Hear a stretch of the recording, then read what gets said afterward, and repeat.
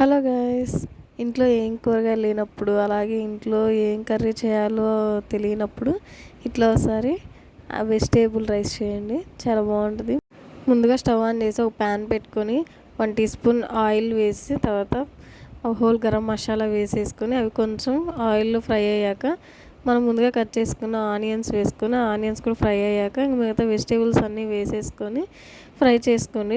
Vegetables అన్నీ fry అయ్యాక కొంచెం అల్లం వెల్లుల్లి పేస్ట్ వేసుకొని ఫ్రై చేయండి. అది కూడా పచ్చివాసన పోయాక 1 teaspoon salt, 1 teaspoon ధనియా పౌడర్ వేసుకొని ఫ్రై చేసుకొని మనం ముందుగా నానబెట్టుకున్న రైస్ని అయితే యాడ్ చేసుకొని కలిపేసి ఒక గ్లాసు బియ్యానికి 2 గ్లాసుల వాటర్ అయితే యాడ్ చేసి సాల్ట్ సరిపోకపోతే అడ్జస్ట్ చేసుకొని మూత పెట్టేయడమే. నేనైతే ఇక్కడ హెవీ మసాలా అయితే యూజ్ చేయలేదు, ఓన్లీ ధనియా పౌడర్ అయితే యూజ్ చేశాను.